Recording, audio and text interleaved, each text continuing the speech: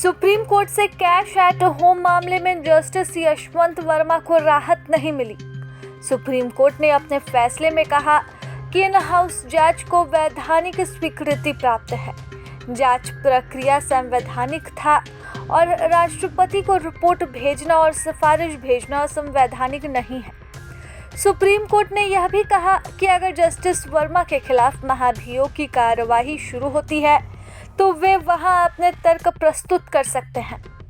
Supreme court ने Allahabad high court के justice Yashwant Verma द्वारा दायर उस रीट याचिका को खारिज कर दिया जिसमें उन्होंने इन हाउस जांच रिपोर्ट को चुनौती दी थी। इस रिपोर्ट में उन्हें कैश एट होम में दोषी करार दिया गया था। इसके साथ ही उन्होंने उस सिफारिश को भी चुनौती दी थी जो तत्कालीन जस्टिस संजीव खन्ना ने राष्ट्रपति और प्रधानमंत्री को जस्टिस वर्मा को हटाने के लिए उन पर महाभियोग चलाने की सिफारिश भेजी थी।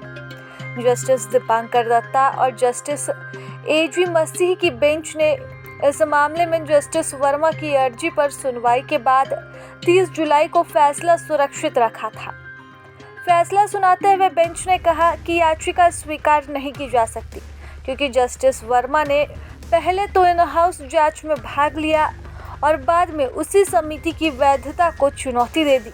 हालांकि रिट याचिका को विचार योग्य न मानते हुए भी संवैधानिक महत्व के कारण बेंच ने 5 अन्य मुद्दों पर निर्णय किया है। सुप्रीम कोर्ट ने जो इन 5 मुद्दों पर अपना फैसला दिया उसमें पहला मुद्दा यह था कि क्या इन हाउस जांच को वैधानिक स्वीकृति प्राप्त है। इस पर सुप्रीम कोर्ट ने कहा कि हाँ, इस प्रक्रिया को वैधानिक स्वीकृति प्राप्त है।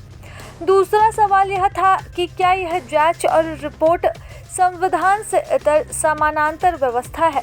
सुप्रीम कोर्ट ने इस सवाल पर कहा कि नहीं, यह समानांतर या असंवैधानिक प्रक्रिया नहीं है।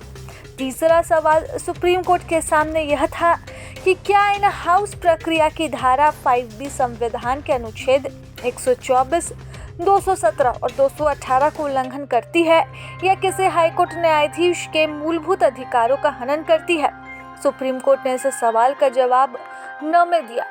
आपको बता दें कि जस्टिस वर्मा उस समय चर्चा में आए जब उनके घर में देर रात आग लग गई थी। इसके बाद सोशल मीडिया पर तेजी से उनके घर से बरामद हुए नोटों की तस्वीर और वीडियो सोशल मीडिया पर वायरल होने लगे।